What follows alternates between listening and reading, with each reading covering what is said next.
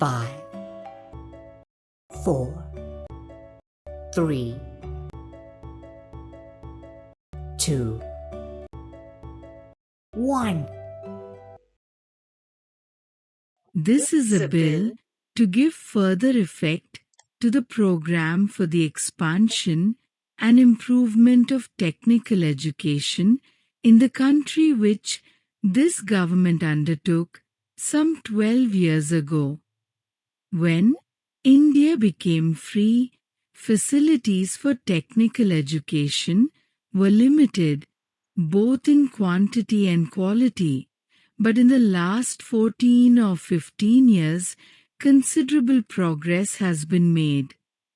Today, we can say with some confidence that technical education in this country compares not unfavorably with perhaps that of any advanced country in the world.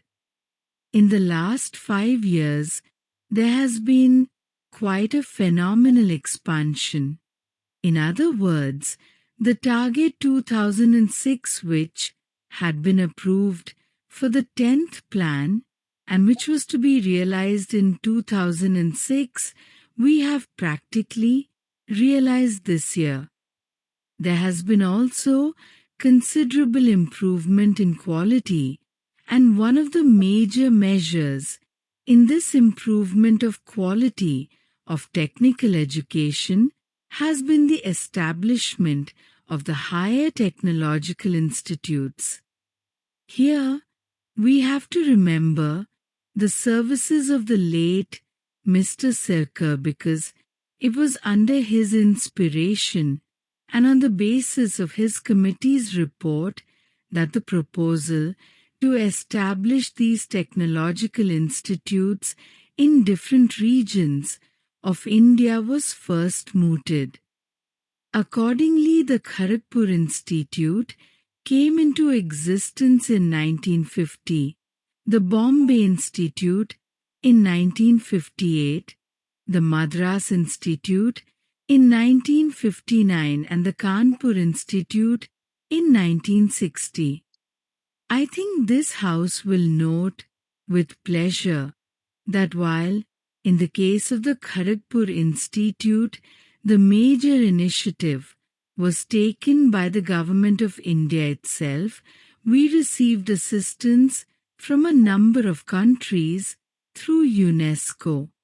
In the case of the Bombay, Madras and Kanpur Institutes, we received very substantial collaboration and help from 3 major countries of the world.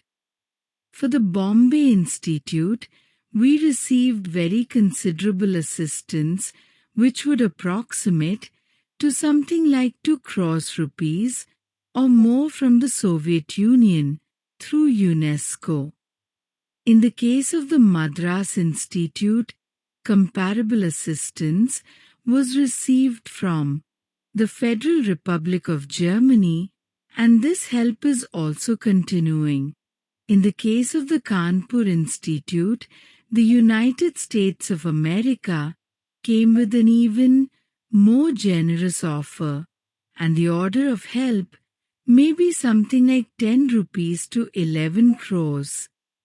For these 3 institutes, we have received very substantial assistance from 3 friendly countries of the world.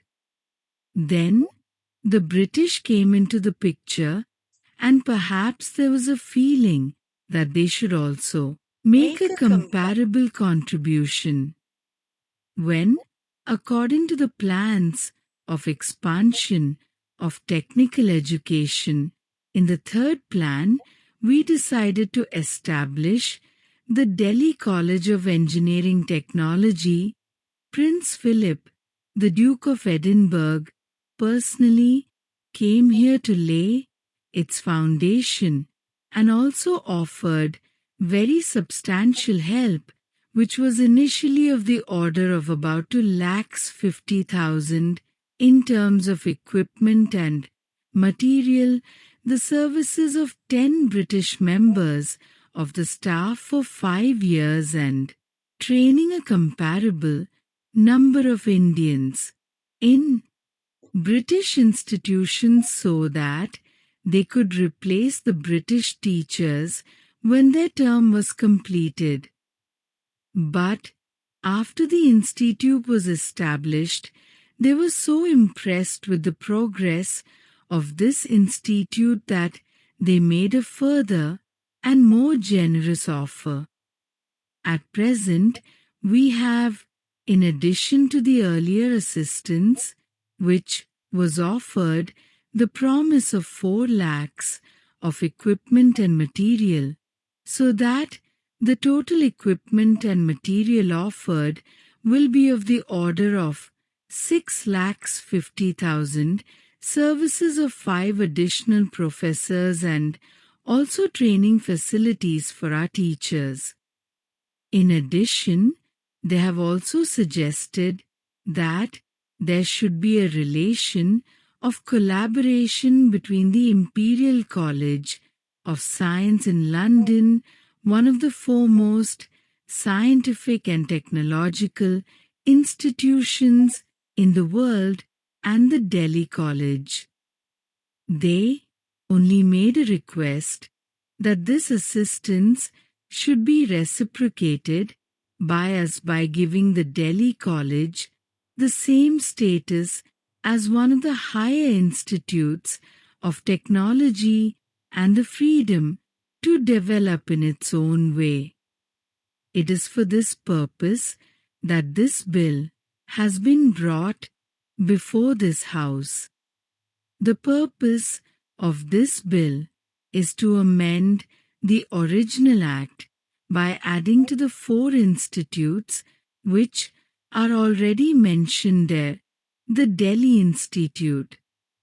The name of the College of Engineering and Technology, Delhi, will be changed to Indian Institute of Technology, Delhi.